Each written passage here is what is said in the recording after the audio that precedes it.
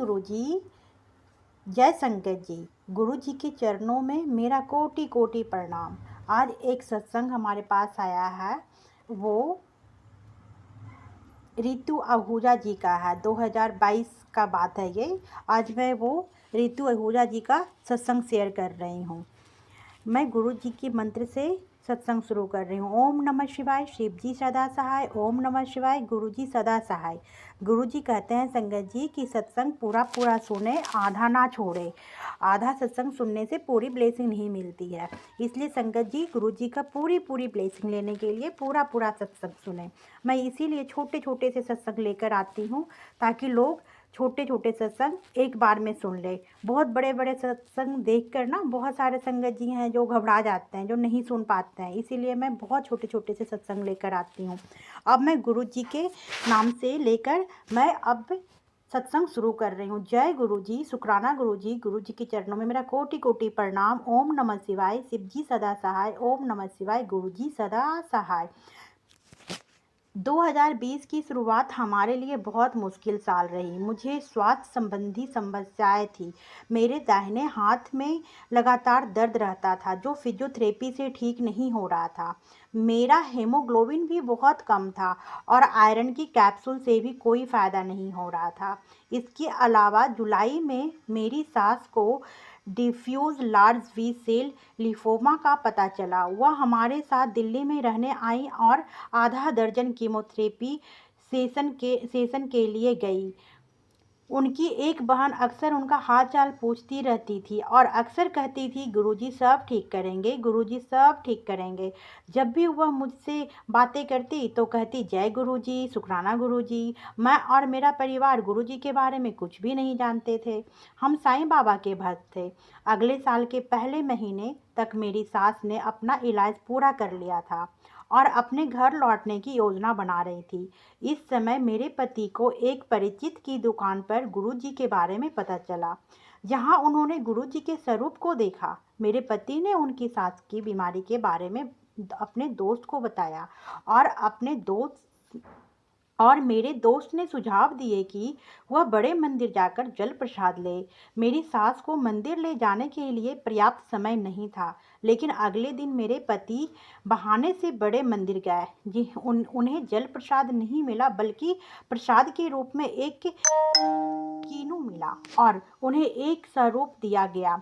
घर पर मेरे पति ने मुझे परिवार में कीनू वितरित करने और स्वरूप को मम्मी के सामान में रखने के लिए कहा। मैंने अपने पति को फटकार लगाई, यह सोचकर कि क्या उन्हें बाबा पर विश्वास नहीं है। उन्होंने कहा कि उनके दोस्त ने सुझाव का पालन करने के लिए कोई नुकसान नहीं होगा। बात खत्म हो गई। जब बाद में मैं काम के लिए रसोई में गई तो मुझे गुलाबी चोला पहने हुए गुरुजी के दर्शन हुए। उन्होंने मुझसे कहा, जे तेरे नाल होवे तान मानेगी, ले तेरा भी कद देना। जब तुम्हारे साथ ऐसा होगा तब तुम विश्वास करोगी। यहाँ मैंने तुम्हारे दर्द भी दूर कर दिया है। मैंने पहले कई दुकानों पर अनेक स्वरूप के दर्शन किए थे, लेकिन यहाँ गुरु जी के मेरे सामने ही थे। मेरी सास जल्दी ही चली गई और मेरी बाँह के दर्द जो माँ की बीमारी से जूझते हुए भूल गया था, वापस आ गया। अब मुझे पता चला कि मेरे दाहिने स्तन में भी दर्द था, जहाँ मुझे एक गांठ महसूस हो रही थी। परीक्षणों से पता चला कि मुझे ब्रेस्ट कैंसर है। उस समय मैंने तुरंत अपने पति से बड़े मंदिर ले जाने के लिए कहा।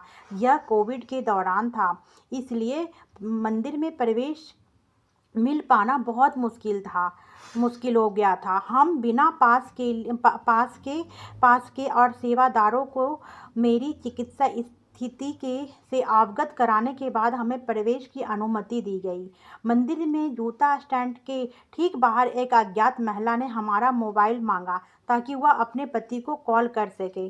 जब उसे पता चला कि हम पहली बार आए हैं तो उसने यादगार टिप्पणी की, मंदिर में लोगों को कैंसर भी ठीक हो गया था।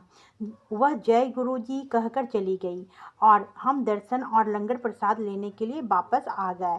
डॉक्टर ने ब्रेस्ट सर्जरी और कीमोथेरेपी की सलाह दी, जिससे मैं डरती थी। मैं सर्जरी से पहले बड़े मंदिर गई और गुरुजी की कृपा से मुझे फिर से बिना ई पास के प्रवेश की अनुमति मिल गई। यह मानते हुए कि गुरुजी का जल प्रसाद ही मेरी कोमो और मेरी दवा है, मैंने उस दिन से इसे पीना शुरू कर दिया।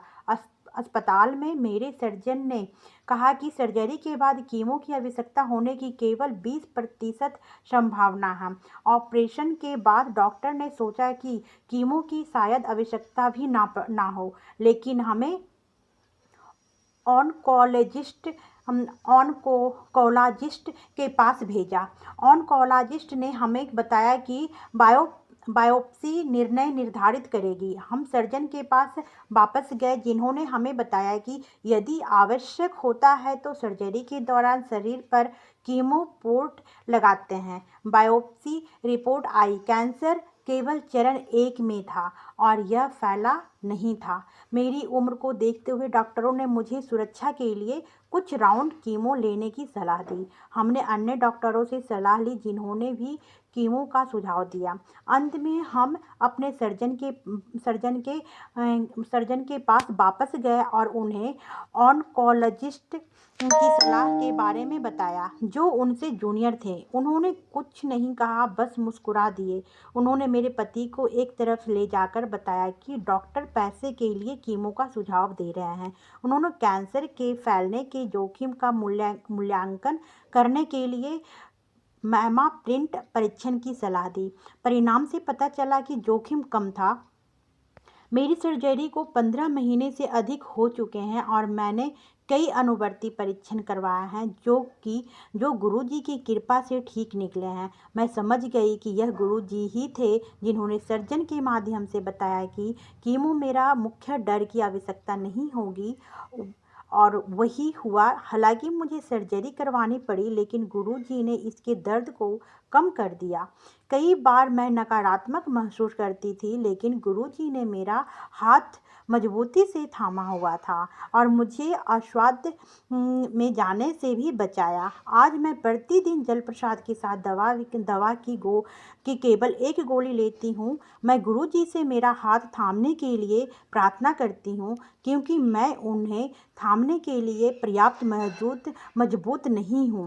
जैसा कि दैव्य पंक्ति में है, जे तू ना राक्षस वहाँ अशामा रुल जानासी, शानु कीने ता मिलिदी था अंसा रुल जानासी। मेरा जीवन मुझे गुरुजी द्वारा उपहार स्वरूप मिला है।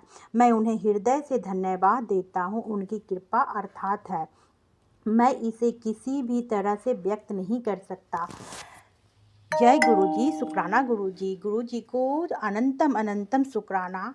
देखा संगत जी, कितना अच्छा सत्संग था ये रितु आंटी का, जिन्होंने बताया कि गुरुजी कितने बड़े से बड़े बीमारी को भी दूर कर देते हैं। कैंसर जैसे बीमारी को भी कैसे उन्होंने ठीक करते हैं, और उन्हें कितनी सारी चीज़ें की ज़रूरत पड़ी, लेकिन उन्हें बहुत ही छोटे से में ठीक कर दिया उनको। बहुत बहुत शुक्राना संगत जी सत्संग सुनने के लिए। संगत जी, आप भी अपना सत्संग गुरु परिवार गुरु संगत जी के साथ शेयर करना चाहते हैं तो अपना सत्संग इस चैनल पर ऑडियो या वीडियो रिकॉर्ड करके भेज सकते हैं संगत जी। अगर आप लिखकर भेजना चाहते हैं तो आप हिंदी में साफ राइटिंग में लिखकर भेज सकते हैं संगत जी। इस चैनल पर मेरा व्हाट्सएप नंबर दिया हुआ है संगत जी। हम कोशिश करेंगे संगत जी कि आपका सत्संग गुरु परिवार तक पहुंचा सके। जय गुरु जी, शुक्राना गुरु जी। गुरु जी को चरणों में मेरा कोटि कोटि प्रणाम। ओम नमः शिवाय। शिव जी सदा सहाय। ओम नमः शिवाय। गुरु जी सदा सहाय। संगत जी, आप सबसे एक विनती है कि आप मेरा चैनल को सब्सक्राइब करें और मुझे सपोर्ट करें, ताकि मैं ये सेवा गुरु जी का जो दिया हुआ सेवा है मुझे आगे मैं इसको आगे तक पहुंचा सकूं। जय गुरु जी, शुक्राना गुरु जी। अगर जो गुरु जी कोई भी कुछ भी बोलने में मुझसे गलती हुआ है गुरु जी संगत जी, तो मुझे माफ़ कीजिएगा संगत जी। गुरु जी